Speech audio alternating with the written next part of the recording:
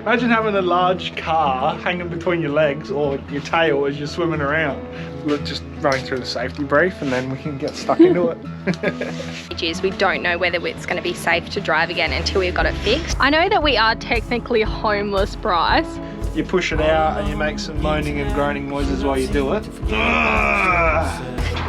So we're doing a little bit of work on the side of the road right now. Hey everyone, welcome back to another video. In this one we are going to be doing a couple of tours around the Margaret River region and Bustleton. Then we're going to be heading to an awesome free camp a little bit inland. After doing forest adventures the other day, we have actually got onto a couple more tours with tourism in the region. So we've got to the Eagle Wildlife Heritage. Why has it got such a long name? Eagle Heritage Wildlife Centre. That's the one. We've got here about an hour before our tour because there is a bit of a park that you can have a walk around and look at all the rescue eagles and birds. Look at this big boy. Hello, mate. Big wedge-tailed eagle. Put your finger in the... So these are all rescue birds that have been hit by cars and things like that. So they bring them here, rehabilitate them, and then hopefully get them out in the open again. Bryce, this one's for you. Do not put your fingers in the aviaries. You've already done that. What do we got here? We've got the peregrine falcon. I actually did a little report in year 7 at primary school. These birds are so cool. They can fly so fast. They can do like 240 kilometers an hour. Wow. Yeah, that's hooking it along. As if you remember them things. Yeah. I mean, it helps when they've got a sign full of facts too. Check out these little fellas. This is the wingspan of the world's biggest or largest wedge-tailed eagle. Go stand next to it, Charles. Put it into perspective. Yeah, you would have been lunch or like maybe a little snack for this thing. That's crazy. We've just about run over a couple of these in the Northern Territory because they sit on the dead animals in the road, and because they're so full they gouge themselves with food. They take ages to take off. So yeah. And sometimes they probably stand this high as you're like driving along the road. Yeah. They're like crazy. up to the bull bar. Unreal. And look at the little baby one. Oh no. Never seen a baby one though. No, you've never seen a little wedge-tailed eagles. No. I think she was sleeping a minute ago, woken her up. And welcome to Eagles Heritage. Is it anyone's first time today coming to Eagles Heritage? Yeah. Lots of people. It's great to see new faces.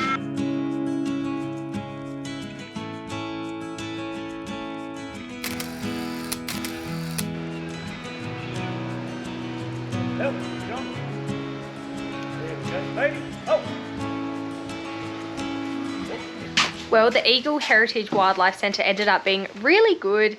We did the walk at first and checked out all the aviaries. So the ones in the aviaries are birds that they can't let back into the wild because unless they're 110% healed, then they don't let them back out because apparently lots of them don't even last a week. But we did watch the bird show after that. We got a picture with the little owl, which was super cute. And they did make a really good point. So if you use things like rat sack and then poisons that kill mice and rats, they do actually go through to the owls and the eagles and stuff if they were to pick up the dead animal. So just something to keep in mind because you can actually buy ones which don't affect the wildlife as well. And we are now at the Mammoth Cave Centre and I'm ready to go for our self-guided little audio tour thing. I can just listen to this and I don't have to listen to Chelsea for the next hour or so, hopefully. So it should be really good.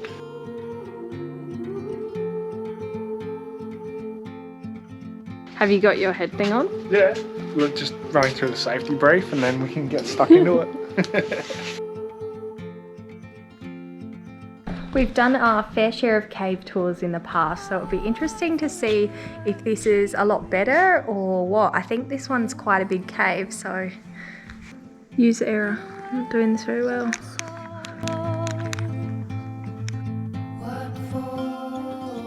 You watch the world from the place beneath the willow, the willow.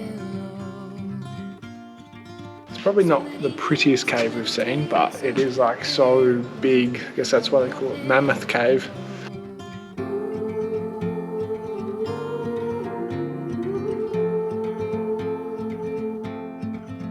We're finished in the cave and that was a pretty good tour. well, self-guided tour with a headset. But no, it was pretty interesting. Probably the biggest cave that we've seen.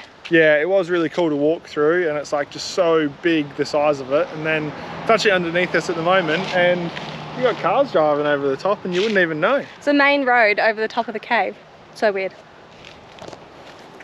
We're just on the bushwalk back, and this area was actually burnt. This whole area, there was a massive fire came through a few months ago. And it's funny, you can actually see how everything's just springing back to life so quickly. So there's two trails back to the car park, a short trail and a long trail. And guess what we're doing, Chelsea? The short trail. The long trail.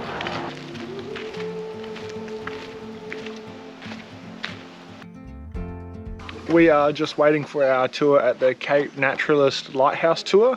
So we booked in this morning, gonna go have a look around, and then afterwards there's a few trails to go for a walk. So there's like a whale lookout and a loop walk. So yeah, that'll be our activeness for today. I reckon we could be the only ones on the tour, hey Bryce? Could be, no one else is here yet. Unless they're all late, it's like 4 minutes to. Chelsea's starting to get anxiety. She's like, they're gonna be late. They are, they're gonna be late. We got here like 20 minutes early. So. That's because you wanted the coffee though. Yeah, it's because I wanted a coffee, and I always need to like go to the toilet before the tour starts. I've got this like regime happening. Very organised. Please let me know that I'm not the only one who needs to be like super organised. If I've got a tour booked, I need to be there well and truly early. I'm not the only one, Bryce, all right? People are going to comment and be the same. Nice and cute. It's a short little tower at the top there.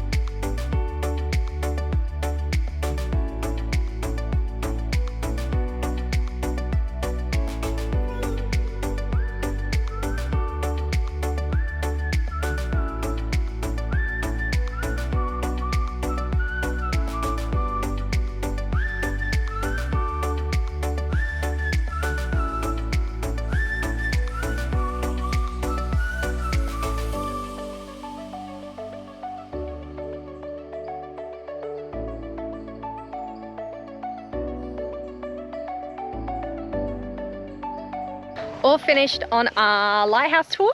It's only $15 a person, and it was worth it. It's probably about 45 minutes, and they take you up the lighthouse, and she explained so much to us. We actually weren't expecting much from that tour because it's a lighthouse, but it was very interesting.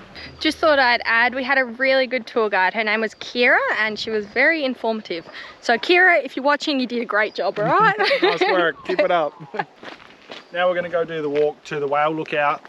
The tour guide said it was a really good walk. If you're here like from May onwards, you start seeing whales and stuff out in the water here. And then later in the year, about August, September, they come back and you can see them in the little bays feeding their young and hanging out. Now this is a funny one. Weighing the same as a large car, the testes of a southern right whale are the largest in the animal kingdom. Imagine having a large car hanging between your legs or your tail as you're swimming around. That's crazy. How bad are humans? Couldn't take it with you? Yeah, I know, right? I also saw another mask on the path up there. Yeah, they're going about plastic cups and things like that. Now look what masks are doing to the place. Everyone just throws them on the ground and walks away.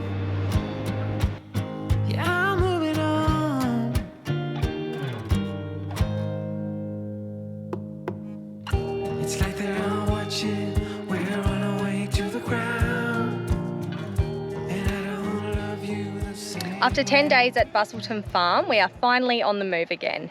We're heading to Stockton Lake today, which I think is about 100 k's away. It's inland from Bunbury. And we've been off power for a bit over 2 weeks now, and we've still got another few days to go before we finally hit a caravan park again. So yeah, despite not having a battery, we've made it work with the car battery, and yeah, working really good. And when we do go out during the day, we just take our water jerry cans. We've got about 30 litres of jerrys, and we go and fill them up just so we can make sure we have a long shower still.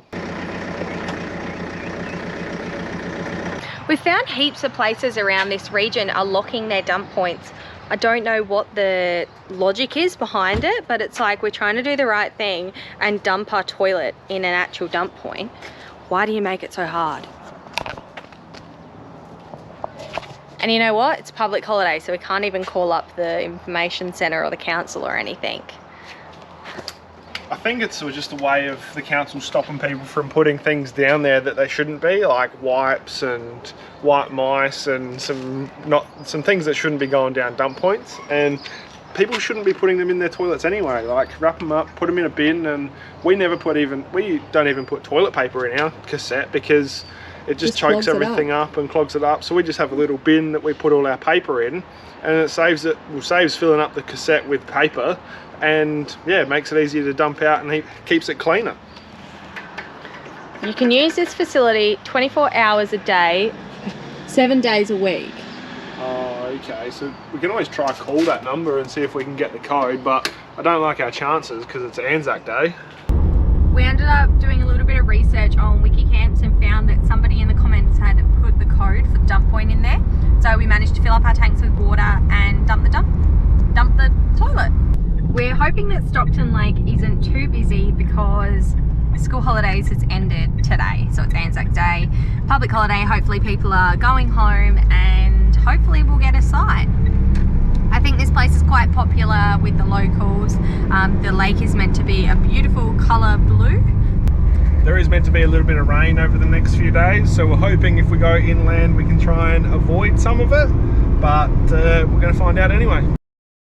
Alright, we've just set up at Stockton Lake and I think we've jagged a pretty good site. Look at that for a view, and the watercolour is amazing. Even on this cloudy day it still looks awesome. And look what the last people have left us. A heap of firewood. So we're planning to have a nice fire this afternoon and that should definitely get us started.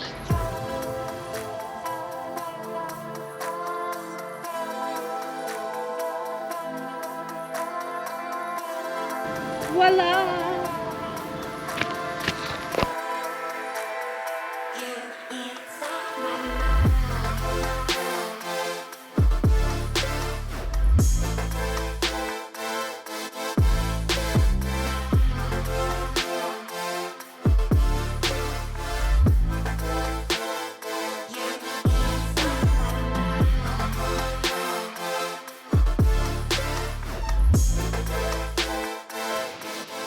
Comfy there, Bryce? Oh yeah, sure am. Go inside it. It really wraps you up. Yep. See ya. Bye. Hey. You're like a butterfly. Yeah. What, you think I'm going to get better when I come out of the cocoon, do you? Get prettier. Oh, thanks. Good spot for it too. While you're editing the video, I can come hang out in the hammock. So we did have the hammock out yesterday and I'm going to drop a picture of us just in the hammock, really, well, me in the hammock, very peaceful. Neck minute, look what wanted to join me in the hammock. A lovely big huntsman. He just wanted to come hang out with you. It's pretty cozy, so I don't blame him for wanting to go join you in the hammock. There was a few screams and I definitely got out pretty quick. Oh yeah.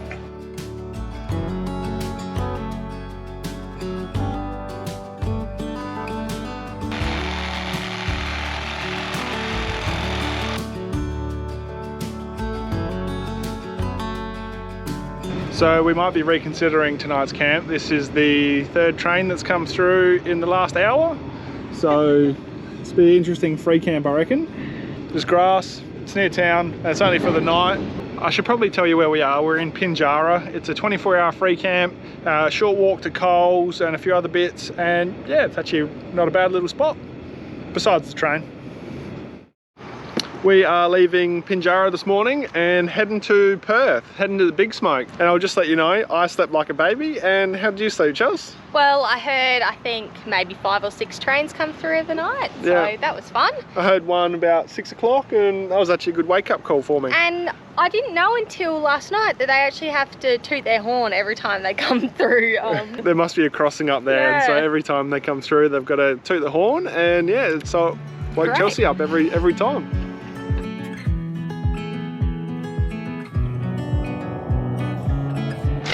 first stop for the day, and Bryce is pretty excited. It is his favourite place, Reese Plumbing. Yep. Always getting something anyway.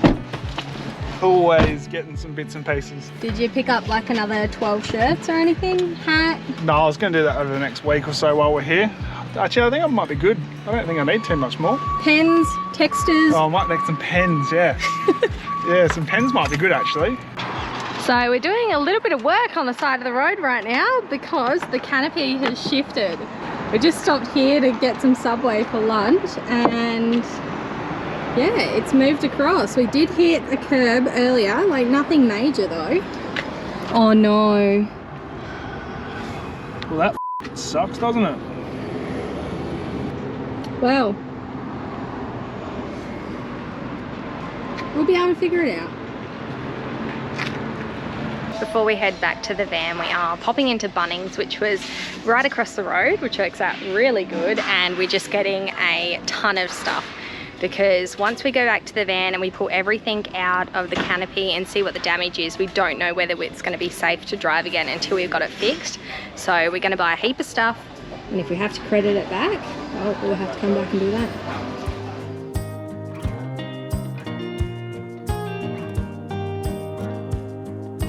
And we made it back safely, much to Chelsea freaking out next to me every time she thought I went around the corner too quickly, but that's all right. We'll, yeah, start cutting, shutting and rebolting and have it fixed in no time.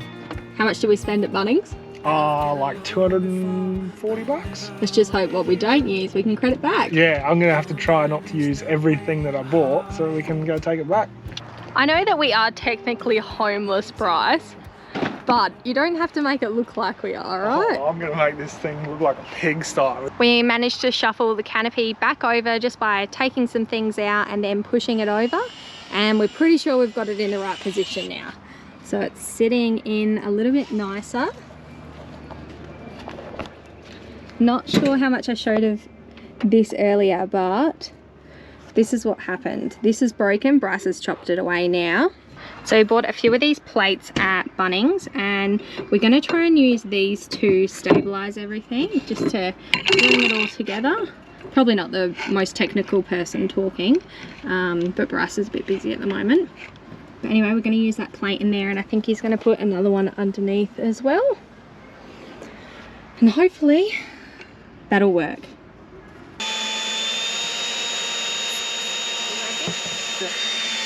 So we've got one corner finished, and that means there's at least 2 more to go, because I reckon one's still good.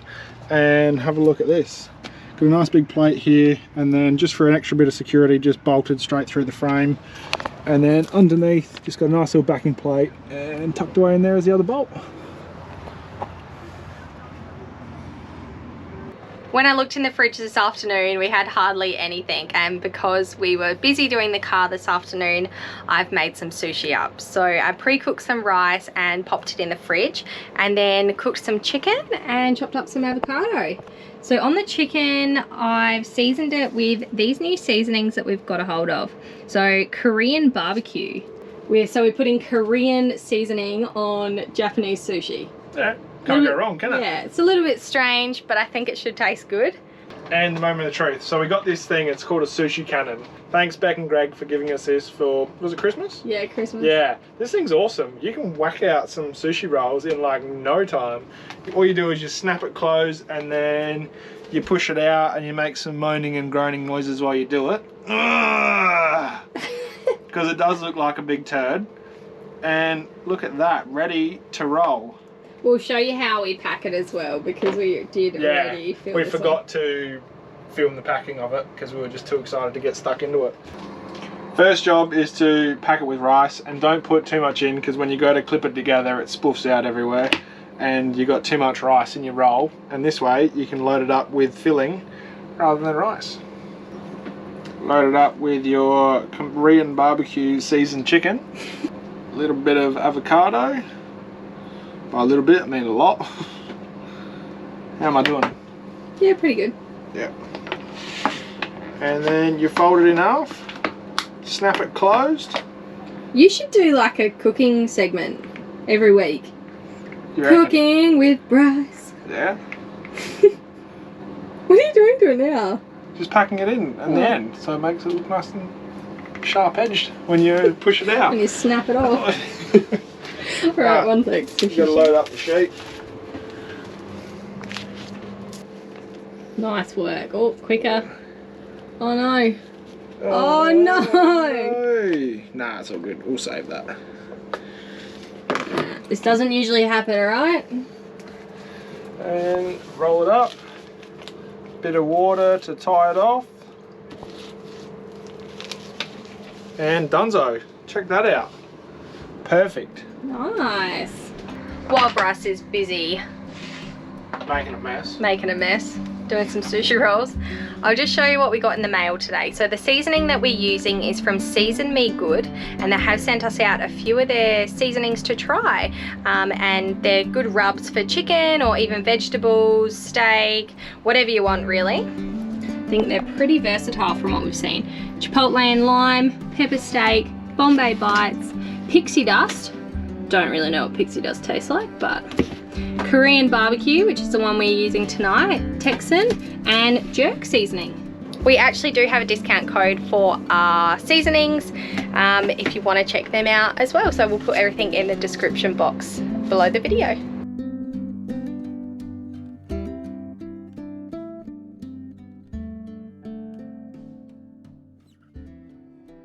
Cheers guys for watching another video. If you've liked this one, make sure to like, subscribe and leave a comment below. And if you can't think of anything, just say Chelsea smells again. You had one job. We'll see you next week. Bye.